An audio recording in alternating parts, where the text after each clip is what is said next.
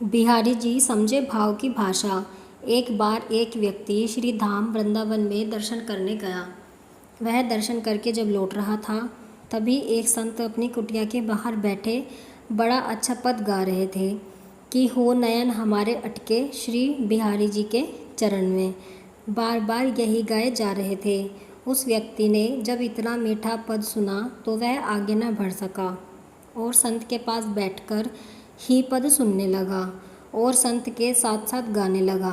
कुछ देर बाद वह इस पद को गाता गाता अपने घर आ गया और सोचता जा रहा था कि वाह, संत ने बड़ा प्यारा पद गाया।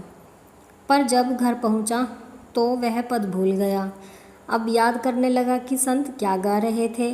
बहुत देर याद करने पर भी उसे याद नहीं आ रहा था। फिर कुछ देर बाद उसने गाया, हो नयन बिहारी जी के अटके हमारे चरण में। उल्टा गाने लगा। उसे गाना था, नयन हमारे अटके बिहारी जी के चरण कमल में, अर्थात बिहारी जी के चरण कमल इतने प्यारे हैं कि नज़र उनके चरणों से हटती ही नहीं है। नयन मानो वही अटक के रह गए हैं।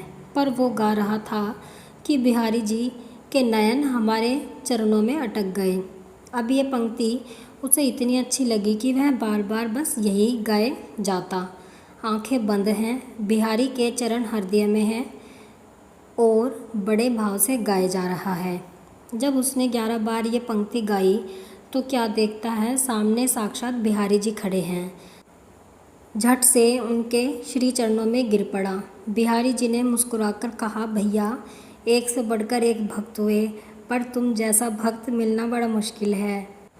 लोगों के नयन तो हमारे चरणों में अटक जाते हैं, पर तुमने तो हमारे ही नयन अपने चरणों में अटका दिए। और जब नयन अटक गए तो फिर दर्शन देने कैसे नहीं आता। वास्तव में बिहारी जी ने उसके शब्दों की भाषा सुनी ही नहीं, क्योंकि बिहारी जी शब्दों की भाषा जानते ही नहीं हैं। वे तो एक ही भाषा जानते हैं, वह है भाव की भाषा। भले ही उस भक्त ने उल्टा गाया, पर बिहारी जी ने उसके भाव देखे कि वास्तव में ये गाना तो सही चाहता है। शब्द उल्टे हो गए तो क्या, भाव तो कितना उच्च है। सही अर्थों में भगवान तो भक्त के हृदय का भाव ही देखते हैं।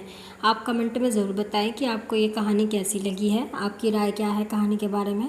अगर आपको कहानी पसंद आई है तो वीडियो को लाइक करें, शेयर करें, कमेंट करें और चैनल को सब्सक्राइब करें ऐसी ही कहानियों के लिए।